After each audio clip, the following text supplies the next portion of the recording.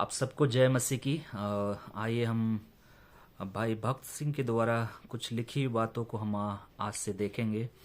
हर दिन एक एक वचन को हम कवर करेंगे। भाई भक्त सिंह ने कुछ बातें, परमेश्वर के भेद की बातें लिखी है और उन भेद की बातों को हम जानेंगे और वो हमारे लिए एक आशीष का कारण बने।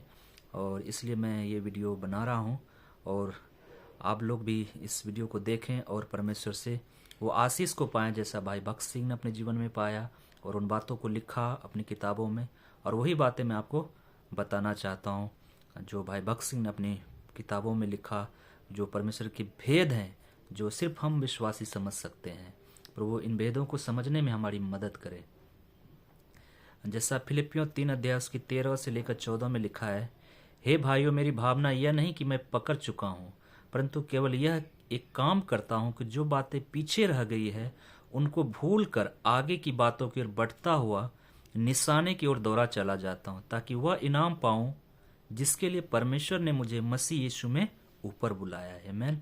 कितनी अद्भुत बात है। पौलुस यहाँ पे लिखता है कि जो हमारे जीवन में पिछली बातें थी, जो भी, चाहे अच्छी बात हो चाहे बुरी बात हो, उन सब बातों को भुलाकर हम आगे की ओर बढ़ना, उन्हीं में हम आसाना लगा रहे हैं, उन्हीं में हमें ये सफलता मिला, मैंने ये काम किया, मैंने वो काम किया, उन्हीं का पिटारा हम दूसरों के सामने ना खोलें, या हमारे साथ ऐसा हो गया, हमारे साथ अच्छा नहीं, उन्हीं बातों में हम लिपटे न रहे, बल्कि हम उन बातों को भूल कर परमेश्वर ने जो हमारे लिए आगे रखा है उन बातों को में हम आगे बढ़ने वाला बन सकें। भाई भक्त सिंह लिखते हैं, कई बार हम भूतकाल की ओर देखते हैं तथा अनेक वर्षों पूर्व प्रभु ने हमारे लिए जो किया था उससे आनंद पूर्वक स्मरण करते हैं। सच में ना, कई बार हम बीते समय में हम देखते हैं, भूतकालों को याद करते हैं, पिछले जीवन में हमारे साथ जो हुआ था उन बातों को सुनकर, उन बातों को याद करके हम क्या करते हैं, आनंद पूर्वक स्मरण करते हैं और हम खुशी मनाते हैं। वो अच्छे दिन फिर से हमारे जीवन में कुछ पलों के लिए आए, हम ऐसी इच्छा रखते हैं, काश ऐसा दिन आते। हमारे जब पहली बार शादी हुई थी, या हमने पिछले बार जो बर्थडे मनाया था कितना अच्छा हुआ था, वहाँ उस भाई से मिला था कितना अच्छा लगा था, हम खेलते थे कूदते थे, लोगों को सुसमाचार सुनाते थे, बहुत सारी बातें होती थी, ये सब बातें फिर दोबारा होती, कितना अच्छा लगता है। इसी बातों को हम सोचकर बड़ा आनंदित होते हैं। भाई भक्त सिंह लिखता है, परंतु हम यह नहीं जानते कि परमेश्वर ने हमारे लिए भविष्य में इससे भी अधिक आशीष रख छोड़ी है। आमीन। हम सिर्फ भूतकाल में ही लिपटे रहते, उन्हीं बातों को सोचते रहते, ये नहीं सोचते परमेश्वर ने इससे भी अधिक आशीष हमारे भविष्य में रखी हुई है।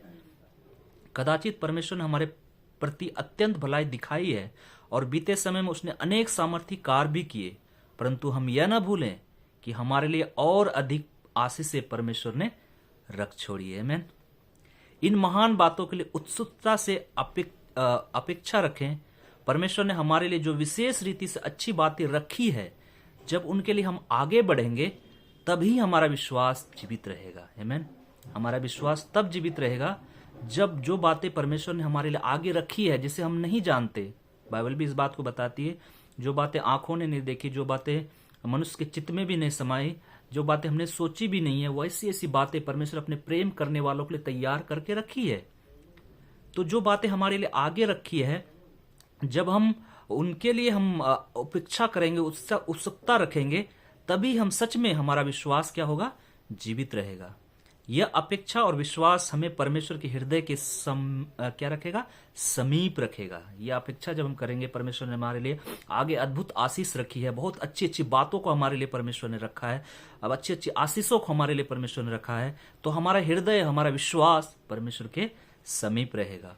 परमेश्वर जब तक परिपूर्णता से भरपूर न करे, हमें उसकी संपूर्णता तक नहीं लाए, तब तक वह संतुष्ट नहीं होता है। जब तक परमेश्वर आपको भरपूरी का जीवन न देता, आपको संपूर्णता तक नहीं बढ़ाता, तब तक वो संतुष्ट नहीं होता है। भले आप और हम संतुष्ट हो जाते, लेकिन परमेश्वर हमारा संतुष्ट नहीं होता। जब तक वो हमें भरपूरी का जीवन नहीं दे देता, संपूर्णता तक नहीं बढ़ा लेता, तब तक वो संतुष्ट नहीं होता है। प्रभु हमें अपना संपूर्ण राज, जो हमारी पूरी आत्मिक मिरास है, उसे वो हमें देना चाहता है। आमीन। प्रभु हमें थोड़ा सा नहीं देना चाहता है, बल्कि वो पूरा संपूर्ण राज, जो स्वर्ग और पृथ्वी का सारा अधिकार हमें दिया है, वो हमें पूरी रीति से देना चाहता है।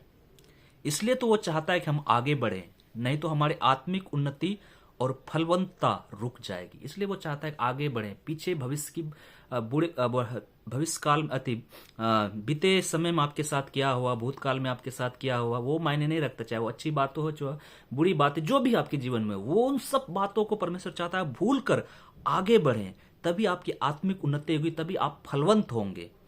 प्रभु ने सनातन काल से जो योजना हमारे लिए की है उसका पूरा उपभोग करें। वो ऐसी इच्छा रखता है क्योंकि वो कहता है कि सब कुछ तुम्हारा है। आमीन। ऐसा परमेश्वर कहीं नहीं मिलेगा। हमारा परमेश्वर बोलता है जो मेरा है वो तुम्हारा है, वो सब कुछ तुम्हारा है। पहला कुरिन्थियों 3:21 में आप पढ़ सकते हैं। इस वचन का हमें दावा करना होगा। परमेश्वर कहता है मैं सचमुच तुझे बहुत आशीष दूंगा और तेरी संतान को बढ़ाऊंगा। आमीन। न केवल मुझे बल्कि बोलता है आने वाले तेरी पीढ़ी को भी मैं बढ़ाऊंगा। इब्रानियों 6:14 में आप पढ़ सकते हैं। वह परमेश्वर का वचन है और उसके अनुसार अनंत काल की वह इन आशीषों को अधिकाधिक बढ़ाता ही जाएगा।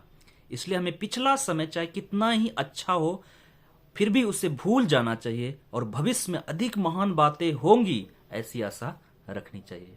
पिछला समय जो भी हमारे साथ में अच्छी बातें हुई चाहे बुरी बातें, उन सब बातों को भूल कर हमें आगे भविष्य में अधिक महान बातों की हमें आशा रखनी चाहिए। तभी हम परमेश्वर से हम आशीषित होंगे, तभी हम उसके लिए फलवंत बनेंगे, तभी हमारा विश्वास मजबूत होगा, तभी हम और अधिक करीबी हम उसके पास रहने पाएंगे। आशा करता हूं कि ये वचन हम सब के लिए आशीष का कारण रहेगा और हम इस वचन को भूले नहीं, बल्कि हम बीती बातों को भूल कर हम जो भविष्य में परमेश्वर ने हमारे लिए आशा रखी है उन आशा को हम पाने की इच्छा रखें, उत्सुकता रखें, ताकि हमारा विश्वास, हमारा धैर्य, हमारा हृदय परमेश्वर के सम्मुख बना रहे। प्रभु हम सबको आशीष दे इन वचनों के द्वारा। आइए हम छोटी सी दुआ करेंगे और समाप्त करेंगे। हे हमारे दयालु परमेश्वर, जो वचन आपने हमें आज सिखाया परमेश्वर, फिलिपियों 3 उसके 13 से 14 तक प्रभु जी, कि हम पीछे की बातों को भूल कर हम आगे जो परमेश्वर ने हमारे रखा है उन बातों की हम बढ़ते जाएं, उन बातों की हम आशा करते जाएं, ताकि हम और अधिक फलवंत बने। क्योंकि परमेश्वर में बहुतायत से बढ़ाना चाहता है, परमेश्वर में बहुतायत से आशीष देना चाहता है। न केवल मुझे बल्कि हमारे आने वाले पीढ़ी, हमारे बच्चों को भी वो आशीषित करना चाहता है। वो संपूर्णता का जीवन देना चाहता है, वो भरपूरी का जीवन देना चाहता है। उन बातों की हम आशा रखें। बीती बातों को भूल कर जो हमारे जीवन में हुई है, चाहे अच्छी बातें चाहे बुरी बातें, उन सब बातों को भूल कर आगे की ओर हम बढ़ने वाला बन सकें। जो आशीष से परमेश्वर ने हमारे रखी उन बातों की हम आशा रखने वाला बने, परमेश्वर इच्छा रखने वाला बने, उत्सुकता रखने वाला बने।